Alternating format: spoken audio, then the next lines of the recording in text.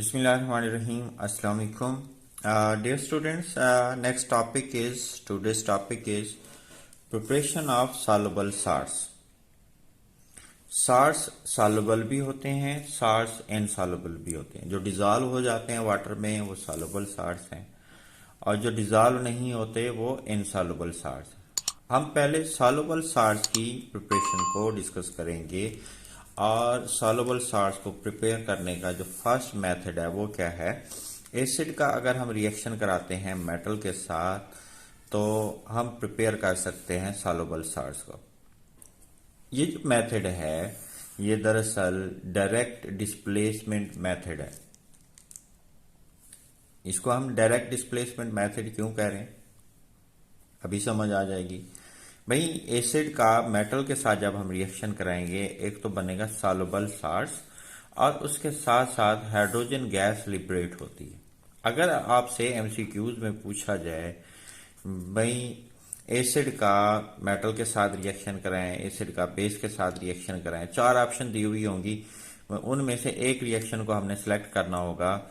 वो कौन सा रिएक्शन है जिसमें हाइड्रोजन गैस लिबरेट होती है. तो उन चार ऑप्शन में से हम किसको सिलेक्ट करेंगे कि एसिड का मेटल के साथ रिएक्शन हो तो साल्ट बनने के साथ साथ हाइड्रोजन गैस लिबरेट होती है.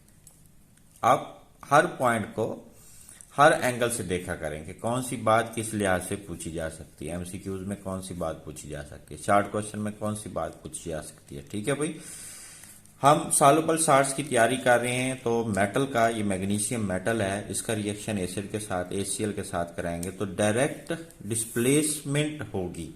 मैग्नीशियम जो है ये मेटल जो है एसिड में से हाइड्रोजन को डिस्प्लेस करके हाइड्रोजन गैस जो है वो इवॉल्व होगी. जब ये इसको डिस्प्लेस कर देगा तो हाइड्रोजन गैस क्या होगी, इवॉल्व होगी, लिबरेट होगी. ठीक है, अप एरो साइन का मतलब यह है कि गैस जो है वो इवॉल्व हो रही है, खारिज हो रही है. हाइड्रोजन को डिस्प्लेस कर दिया मेटल ने, मेटल खुद आ जाएगा हाइड्रोजन की जगह, तो क्या बन जाएगा MgCl2.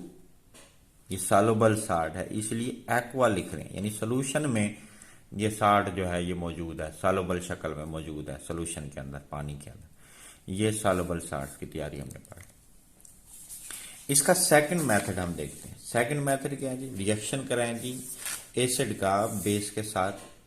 ये आप पहले भी पढ़ चुके हैं और अब दोबारा पढ़ा देता हूं. आपने याद रखना है जब भी एसिड और बेस रिएक्ट करेंगे तो बेटा याद रखना है हमेशा साल्ट और वाटर बनते हैं.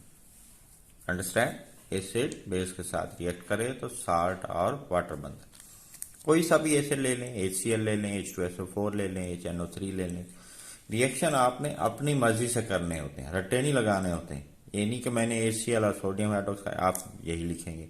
आप HCl के साथ पोटासियम हाइड्रोक्साइड भी लिख सकते हैं, आप H2SO4 के साथ सोडियम हाइड्रोक्साइड भी लिख सकते हैं, आप नाइट्रिक एसिड के साथ पोटासियम हाइड्रोक्साइड भी लिख सकते हैं. कोई सा भी एसिड और कोई सा बेस आप रिएक्ट करेंगे, रिएक्ट करवाएंगे तो हमेशा साल्ट और वाटर बनेगा. एसिड का हाइड्रोजन और बेस का हाइड्रोक्सिल रिएक्ट करते हैं तो बेटे क्या बनेगा, वाटर बनेगा. बाकी जो रह गए हैं बेस में, ये जो सोडियम आइन है, मेटल आइन है, ये इस एनाइन के साथ रिएक्ट करके साल्ट बना देगा.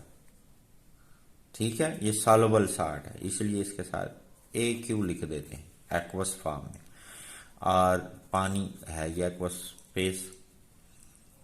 ठीक हो गया. ये सॉल्युबल साल्ट हमने बनाया कैसे, by the reaction of acid with base. इंतहाई आसान है, आपको रिटन प्रैक्टिस की जरूरत पड़ेगी. इन केमिकल इक्वेशन को समझने के लिए, प्रिपेयर करने के लिए बार बार, जैसे मैथमेटिक्स में रिटन प्रैक्टिस की जरूरत होती है, इसी तरह से केमिकल रिएक्शंस की प्रिपरेशन के लिए, इन इक्वेशन को तैयार करने के लिए आपको रिटन प्रैक्टिस करनी पड़ेगी. थर्ड मेथड है, एक फर्स्ट मेथड क्या था, रिएक्शन एसिड का मेटल के साथ.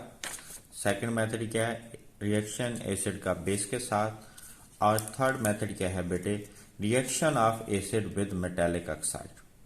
हमने एसिड ले लिया H2SO4, आप HCl भी लिख सकते हैं.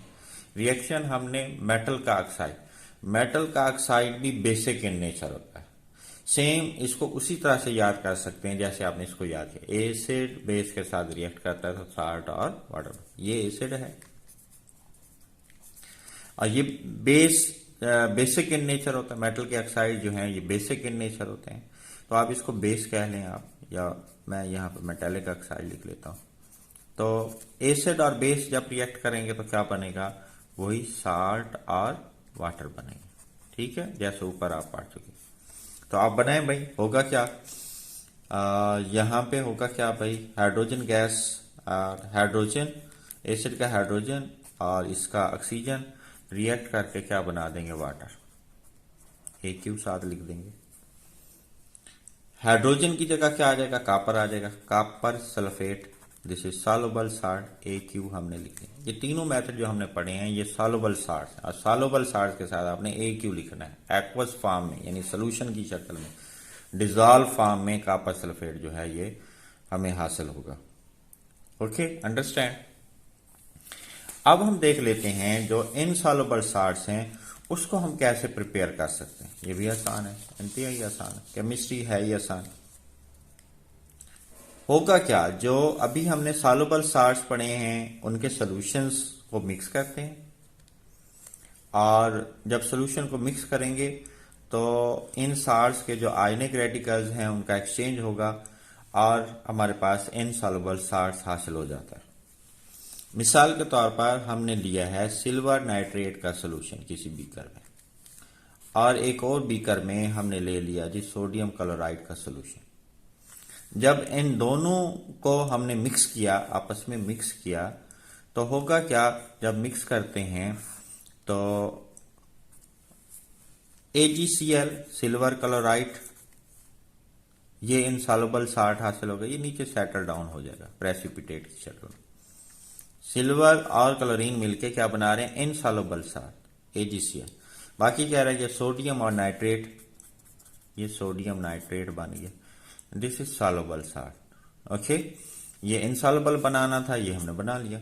सेम इसी तरह से एक बीकर में फर्ज करें आपके पास सोडियम कार्बोनेट का यानी सॉल्युबल साल्ट का सॉल्यूशन है, दूसरे में आपने कॉपर सल्फेट का सॉल्यूशन लिया है। जब इन दोनों को आप तीसरे बीकर में मिक्स करेंगे तो होगा क्या जनाब, कॉपर कार्बोनेट का CuCO3, S लिख रहा हूं, यानी insoluble form, solid state, S stand for solid, insoluble salts की शक्ल में नीचे सेटल डाउन हो जाएगा, यानी प्रेसिपिटेट आउट हो जाएगा, नीचे प्रेसिपिटेट की शक्ल में नीचे सेटल डाउन हो जाएगा। कॉपर और कार्बोनेट मिलकर कॉपर कार्बोनेट बना रहे हैं, तो बाकी सोडियम और सल्फेट मिलकर क्या बना देंगे, Na2SO4 बना देंगे। ठीक है बेटे, अब आप इसकी जितनी प्रैक्टिस करें और उतना ज्यादा आपको फायदा होगा। ये था आज का हमारा lecture, that is, thank you, अल्लाह हाफिज बेटा।